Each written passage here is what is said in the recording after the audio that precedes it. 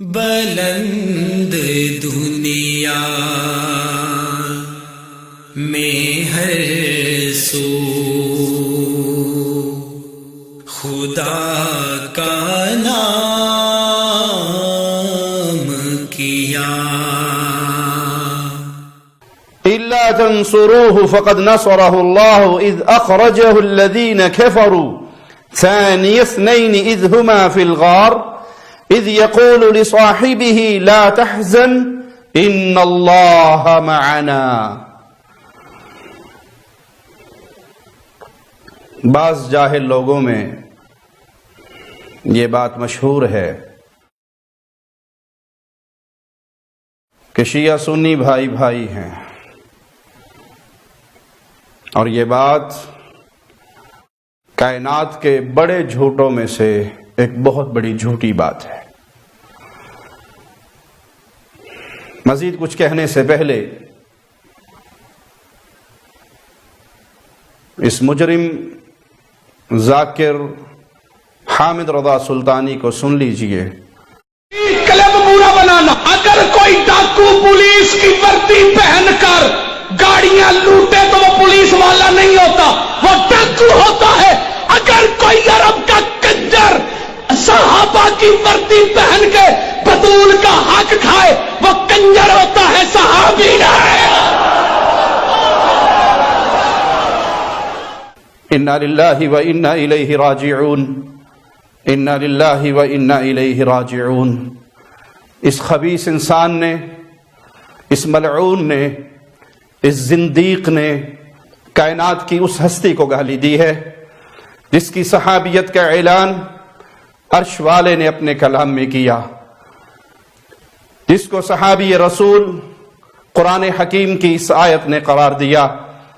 جس میں مالک فرماتا ہے ثانی اثنین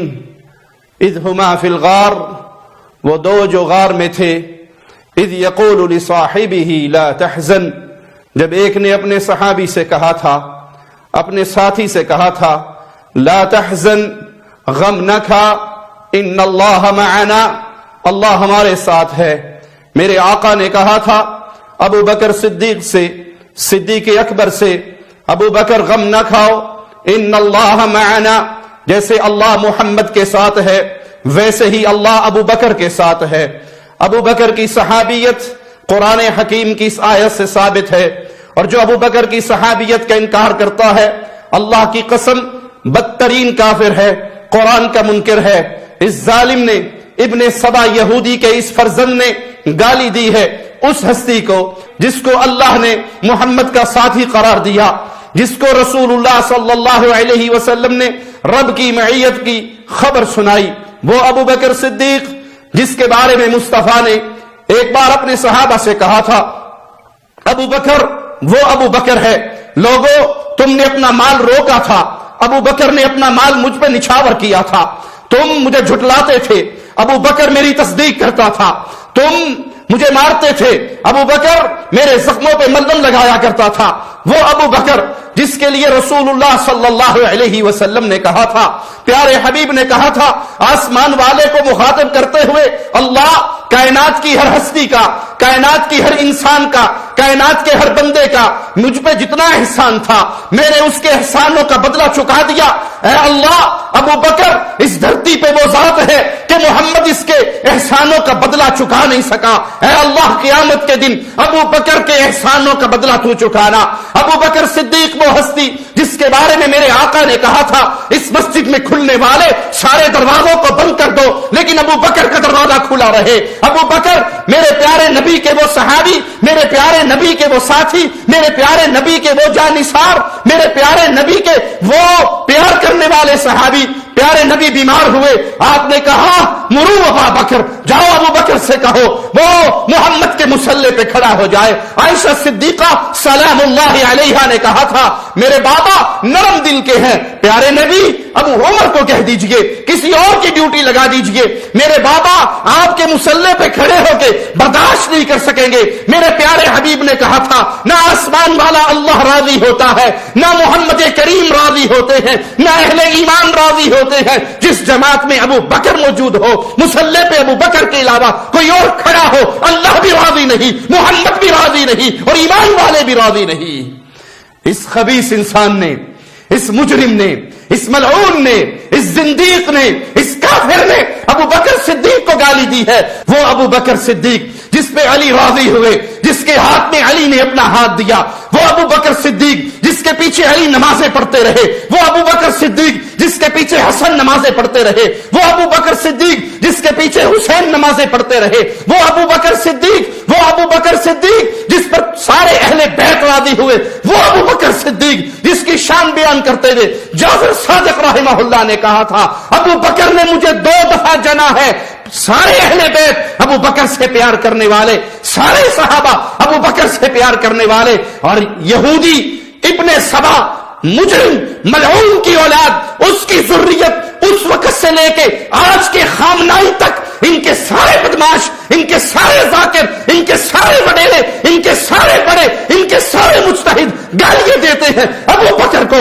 گالیاں دیتے ہیں عمر کو، گالیاں دیتے ہیں عثمان کو، اور پھر کوئی یہ کہے، پھر کوئی یہ چورن بیچے کہ شیعہ سنی بھائی بھائی ہیں۔ اللہ کی قسم ہم اللہ سے معافی مانگتے ہیں، اس جملے پر ان لوگوں سے برات کرتے ہیں جو یہ عقیدہ رکھے، اس جملے سے بھی برات کرتے ہیں اور ان لوگوں سے بھی برات کرتے ہیں۔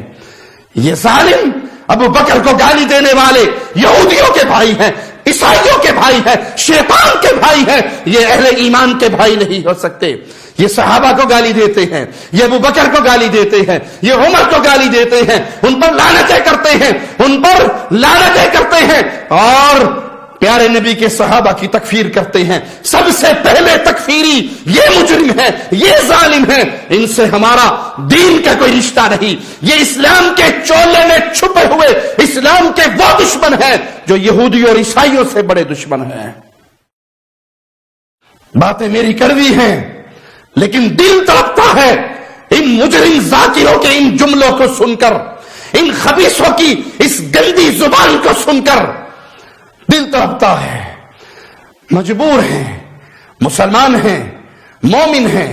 اور مومن اپنے رسول سے پیار کرنے والا ہوتا ہے۔ مومن رسول سے جڑی ہوئی ہر چیز سے پیار کرتا ہے۔ صحابہ سے پیار کرتے ہیں کیونکہ رسول اللہ کے صحابہ ہیں، اہل بیت سے پیار کرتے ہیں کیونکہ رسول اللہ کے اہل بیت ہیں، اور یہ مجرم، یہ زندیق، یہ ملعون ٹولہ، یہ بدماش ٹولہ، یہ دشمن اسلام ٹولہ پیارے نبی کے صحابہ کو گالی دیتا ہے، کیونکہ یہ مومنوں کا ٹولہ نہیں ہے، یہ مومنوں کا ٹولہ نہیں، یہ عبداللہ ابن سبا یہودی کے ماننے والوں کا ٹولہ ہے، ان کے پلے میں ایمان ہے نہیں۔ صحابہ کو گالی دے لے، یہ پہلے بھی کفر پر تھے، گالی دے کر بھی کفر پر ہیں۔ میں درخواست کروں گا، اہل ایمان کے سینے چھلنی ہیں۔ اللہ نے جن کو قوت دی ہے، اللہ نے جن کے ہاتھ میں اختیار دیا ہے، ان زندیقوں کی زبانوں کو لگام دو۔ مسلمان سب کچھ برداشت کر سکتے ہیں، پیارے نبی کی ختم نبوت پہ کوئی